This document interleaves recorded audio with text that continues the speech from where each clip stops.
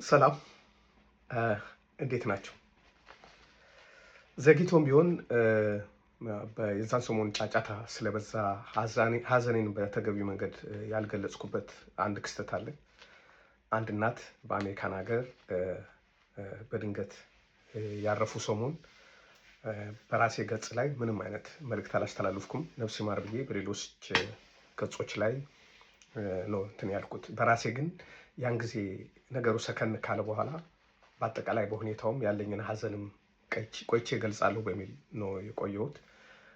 ለእኚህ እናት ነፍስ ይማር፣ እግዚአብሔር ነፍሳቸውን ይማር። ጥሩ እናት፣ ታታሪ እናት፣ ተወዳጅ እናት፣ ብዙ ነገር በትንሽ ጊዜ ብዙ ነገር ያሳዩ እናት ናቸው። የብዙ እናቶችም የመልካም እናቶች ምሳሌ ናቸው እኚህ እናት እና ነፍሳቸውን ይማር ብዬ ጸልያለሁ።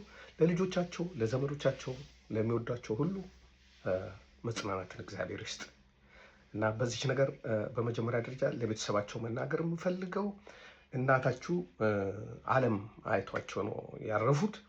ማለት የአንድን እናት ጸጋና ክብር ተጎናጽፈው ነው ያረፉት። አሟሟቴን ያሳምርልኝ የሚባል ጸሎት አለ። አሟሟቴን ያሳምርልኝ በብዙ ኢትዮጵያውያን የቀድሞ ሰዎች የሚደረግ ጸሎት ነው። በተለይ በጉራጌ ማህበረሰብ ሁሉም ሰው አሟሟቴን አሳምርልኝ፣ አሟሟቴን አሳምርልኝ ማለት ምን ማለት ነው ብዬ በልጅነት ዘመን አንድ የቅርብ ሰው አዛውንትን ስጠይቃቸው ሰው እጅ ላይ አታስገባኝ፣ በቃ አንሱኝ፣ ጣሉኝ፣ ውሰዱኝ፣ መጸዳጃ ውሰዱኝ፣ ወይም ደግሞ ገልብጡኝ፣ አስተኙኝ ሳልል ብዙ ሳልታመም ሳልሰቃይ ቀኔ በሆነ ጊዜ እግዚአብሔር ወደ እንዲሰበስበኝ ማለት ነው። ማለት በሰው እጅ ላይ ገብተህ ተሸክሞ ወስደው መጸዳጃ ሌላ ሰው ሸክም ሆነ አብሉት፣ አጠጡት፣ አስነሱት፣ አስተኙት እስኪባል መታመምና መጎሳቆል የአልጋ ቁራኛ መሆን አንፈልግም ነው።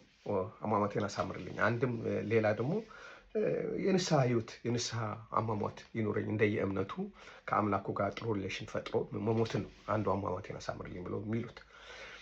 በዚህ ላይ ብዙ መግለጫ ለመስጠት ፈልጌ ሳይሆን እኚህ ሴትዮ የሞቱት ደስ በሚል ሁኔታ ነው። ሁላችንም ሟች ነን። በዓለም ላይ ያለ የማይሞት ሰው የለም። አንድ ቀን ከለንደን ወደ ማንቸስተር በአውቶቡስ ስመጣ ወደ ማንቸስተር ስንገባ ፕሪንስስ ሮድ ላይ ያለ ትልቅ የመቃብር ቦታ አለ። እዛ ጋር ስንደርስ አንድ ወጣት እንግሊዛዊ ብድግ ብሎ ሁሉም ሰው ወደዚህ ይመጣል፣ ይህን እንዳትረሱ ብሎ አለ። ወደ መቃብሩ እያሳየን ሁላችንም እንሞታለን። የምንሞትበት ሁኔታና ቀን ነው የሚለያየው እንጂ ሟች ነን።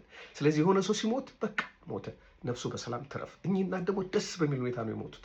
እየሰሩ ነበር፣ የማንም ጥገኛ አልሆኑም። ለልጆቻቸው ደስታን ፍቅር ለልጅ ልጆቻቸውን ደስታን ፍቅር ሰጥቶ ከነበሩበት ሀገር ከጉራጌ ሀገር ተነስቶ አዲስ አበባ፣ ከአዲስ አበባ ተነስቶ አሜሪካን ሀገር ስኬት እኮ ነው። እንደዚህ ሄዶ ማንነታቸውን፣ ባህላቸውን፣ የሀገራቸውን ሁኔታ ያሳዩ ትልቅ ጨዋ እናት ናቸው። እናንተ የእኚህ እናት ልጆች የሆናችሁ ሁሉ ልትጽናኑ ይገባል። በቃ ሰው ሟች ነው፣ ግን በዘመኑ የማይረሳ ትውስታ መፍጠሩ ነው። ሁሌ በልባቸው አሉ፣ እናንተ ልብ ውስጥ አሉ። ሌላው የሚያወራው ተውት፣ አልፎ ሀጅ ነው። ሀዘኑ ከእናንተ ጋር ነው የሚኖረው። እናትነቱ የእናንተ ነው፣ ልጅነቱ የእናንተ ነው። ሌላው የሚያወራው ሁሉ ከመጤፍ አትቁጠሩት። ሰው ብዙ ሊያወራ ይችላል። የሀዘኑ ተካፋይ፣ የሀዘኑ ተጎጂ፣ የሀዘኑ ተሰባሪ እናንተ ናችሁ። እናታችሁን ከእናንተ በላይ የሚወድ ሰው የለም። እናታችሁም ከልጃቸው በላይ የሚወዱት ሰው የለም። ስለዚህ ሰዎች በተለያየ አንግል የሚያወሩት ነገር የራሳቸው ችግር ሊኖርበት ይችላል። ተውትስ ነው። ይህን ለቤተሰቡ ማጽናኛ እንዲሆን ነው መላክ የፈለግኩት። እናታችሁን ጸልዩላቸው ባሉበት እንጂ እናንተ በዚህ ጉዳይ ላይ ሰው ስለሚያወራው ነገር ብዙ አትሰቃዩ። በሁለተኛ ነገር አስተያየት ለሰጣችሁ ሰዎች ነው። አስተያየት የምትሰጡ ሰዎች እባካችሁ ባህላችንን እንጠብቅ፣ እሴታችንን እንጠብቅ። አስክሬን አስቀምጦ ትችት አይደረግም። የሆነ ሰው የሞተበትን ሰው በሱ ላይ እንደገና ወቀሳ፣ ስቃይ፣ ጭንቀት መጨመር ግብረ ገብ አይደለም። ምን ሆነናል? በትኩስነቱ ስናወራ ሰዎች ፎሎ ያደርጉናል ነው አይደለ?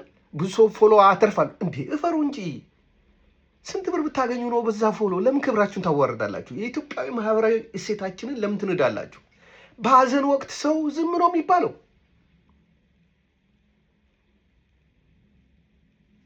አራስ እናት የሞተባት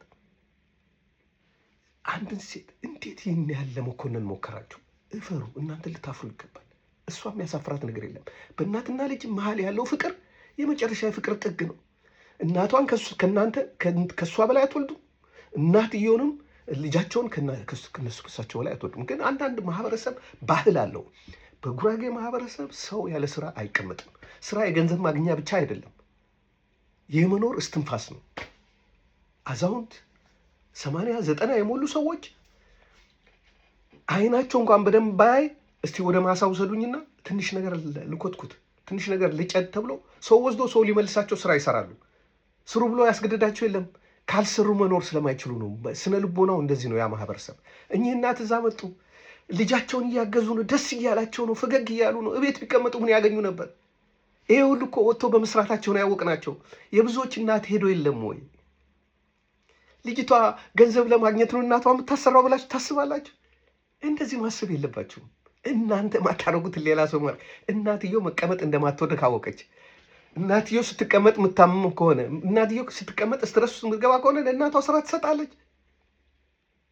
ይሄ ነው፣ ስለ ገንዘብ አይደለም። ምን ያህል አገልግሎት ሰጡኝ እናት። ይሄ ሁሉ ያወቅናቸው እኮ በመስራታቸው ነው። እኔ ለሁላችሁም ከዚህ በፊት አንድ ቪዲዮ ሰርቻለሁ። አረጋውያን የሆኑ ሰዎች ወደ ውጭ ሀገር ሄዱ፣ ከሄዱም ብዙ አይቆዩ ብያለሁ። እኚህ ሴትዮ ግን አረጋዊ የሚባሉ አልነበሩም። ለመስራት የሚችሉበት እድሜ ላይ ነበሩ። ሌሎችም ወላጆቻችሁን ካመጣችኋቸው ትንሽ ስራ ይስሩ። ለምን? ደስታ እንዲሰማቸው መርዳት ይፈልጋሉ። ጎረቤታቸው ላለችው እናንተ ማታውቃት እነሱ የሚያውቃት ችግረኛ ሴት፣ ጓዳዋ ጎደለ ሴት አለ፣ ቡና ማፊያ ይልካሉ። ከአንተ ወስዶ ከሚልኩ ከአንቺ ወስዶ ከሚልኩ ትንሽ ስራ ከሰሩ ምንም ማለት አይደለም። ስራ ክቡር ነው፣ ያስከብራል እንጂ አያሳፍርም። እኚህ እናት እኮ እንደ ንጉስ ነው ያየናቸው፣ እንደ ንጉስ ነው የተቀበሩት። ያወቅናቸው እኮ ስለሰሩ ስለተንቀሳቀሱ ነው እንጂ እንደማናችንም እናት ኖሩ ሞቱ ይባል ነበር። ስለዚህ ስንተች ፕሊስ ኃላፊነት ይሰማል። በሀዘን ሰዓት ለሰዎች እንጠንቀቅ። በተጎዱ ሰዓት ሰዎች፣ በባል ምክንያት ሚስት፣ በሚስት ምክንያት ባል፣ በልጅ ምክንያት እናት፣ በእናት ምክንያት ልጅ።